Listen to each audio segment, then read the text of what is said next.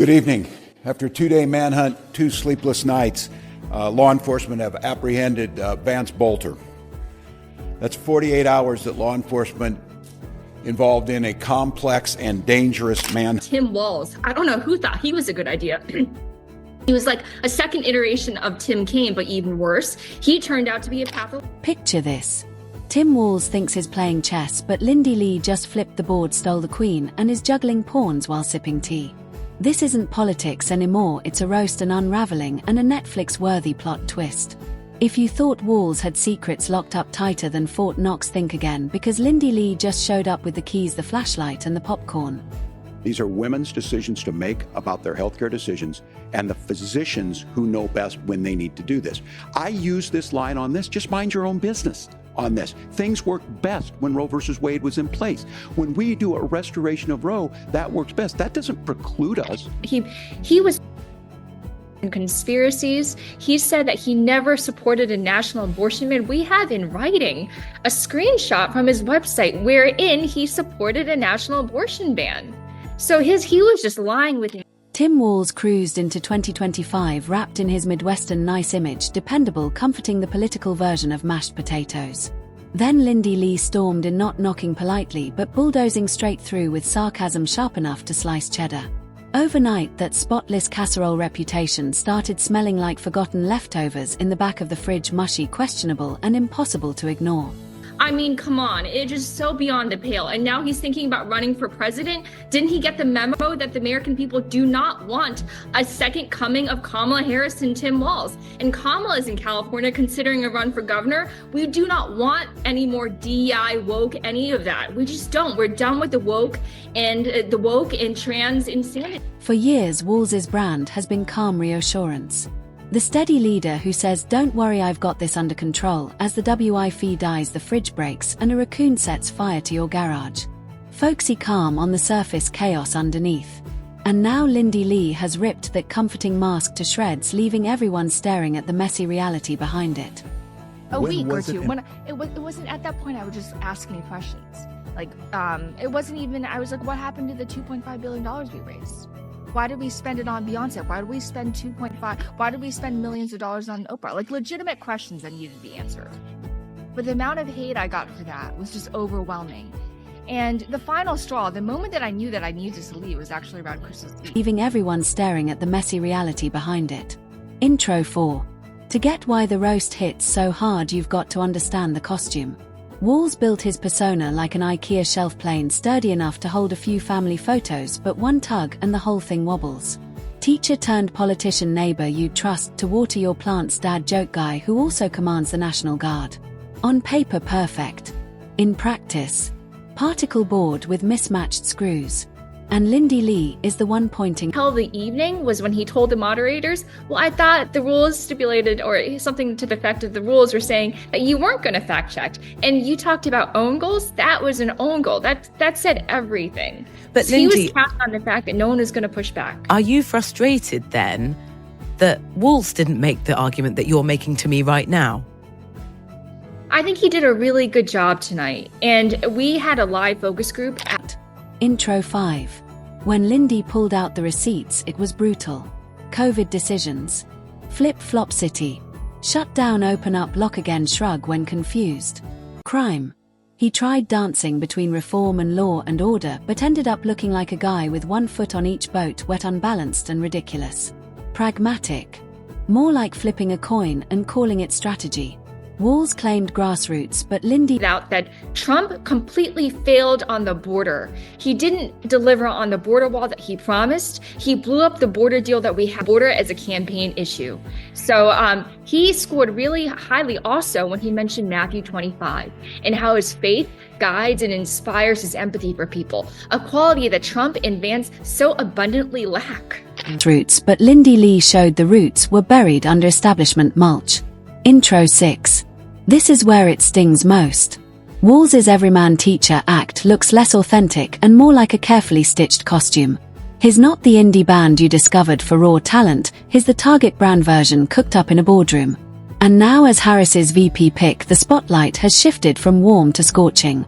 Under that glare, Lindy Lee's sarcastic takedown looks less like commentary and more like a neon sign. Minnesota, they get meals. They get early childhood education. They get health care. So the hiding behind we're going to do all these other things when you're not proposing them in your budget. Kamala Harris is proposing them. She's proposing all those things to make life easy. Less like commentary and more like a neon sign flashing "You're seeing this." Intro 7. But it's bigger than Walz. Lindy Lee didn't just expose one man, she highlighted how the whole system thrives on image over substance. Walz is just the latest politician caught mid-costume change. Once one person points out the crack, rivals journalists and Twitter critics rush to widen it. Suddenly, the steady co-host answer that he gave, let's just remind ourselves, he sort of stumbled through. Right now the crisis in the Middle East is, front and center of the global news agenda, and we would expect maybe that someone who was running to be the vice president would have more confidence. Let's remind ourselves of what happened. October 7th, Hamas terrorists massacred over 1,400 Israelis and took prisoners. Israel's ability to be able to defend itself is absolutely fundamental. Getting its hostages back, fundamental, and ending the humanitarian crisis in Gaza. So what now? Walz's team has two bad options: pretend it's out of context or ignore it and hope it dies. Spoiler: neither works. Sarcasm lingers like smoke. Media coverage split in two. Some outlets still push the lovable Midwestern dad line, while others smell blood and turn every old compromise into front-page drama.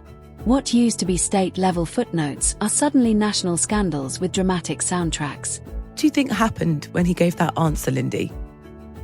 Well, as I mentioned before, J.D. Vance went to Yale Law School. He is seasoned, and I said this in the previous interview. This is what he does. He's slick and he's sharp, but Walz is a fundamentally good guy. And our focus group of battleground voters, mind you, understand that. They perceive that this is a down-to-earth guy, salt-to-the-earth guy who wants the best for the American people, versus Vance, who is backed by Peter Thiel and was a venture capitalist and is working for his billionaire crony. Front-page drama. What used to be state-level footnotes are suddenly national scandals with dramatic soundtracks. Intro 9. And here's the problem: Walz isn't used to this heat. In Minnesota, a smile and a dad joke smoothed things over. On the national stage, even shoelaces get fact-checked.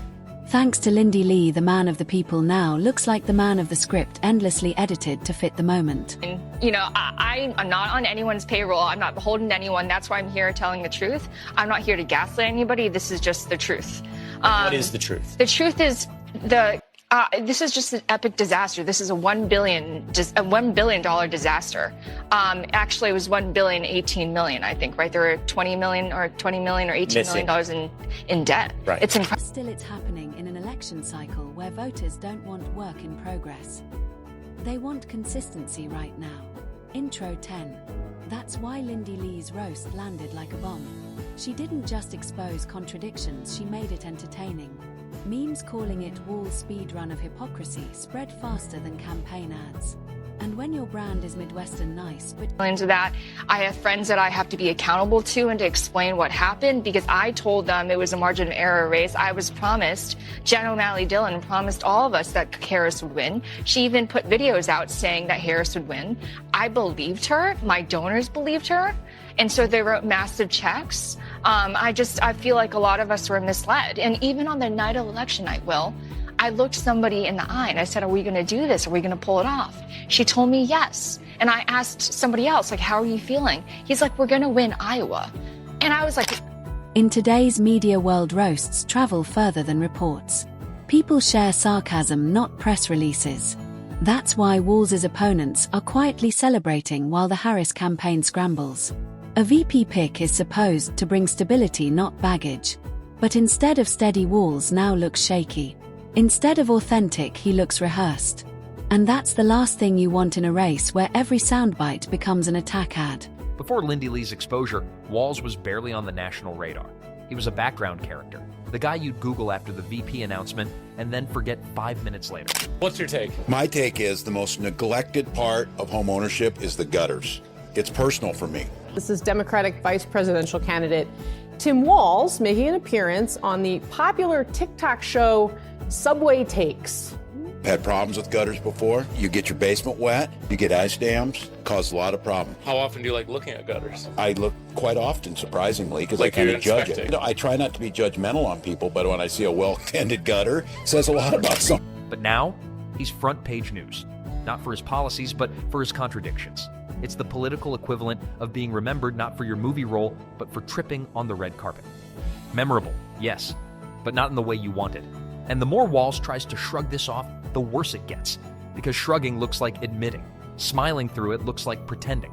And addressing it head on, that just keeps the story alive. It's a lose-lose scenario. Sooner or later, someone calls you out. Walz built his brand on being the authentic, steady leader, and now Lindy has revealed just how manufactured that brand really is. And so Tim Walz finds himself front page news not for achievements but for contradictions. His image isn't collapsing from scandal or corruption but from exposure of his own branding. Death by 1,000 sarcastic cuts, each one replayed, memed, and magnified until the costume can't hold together anymore. Lindy Lee didn't just roast him, she rewrote his role in the story.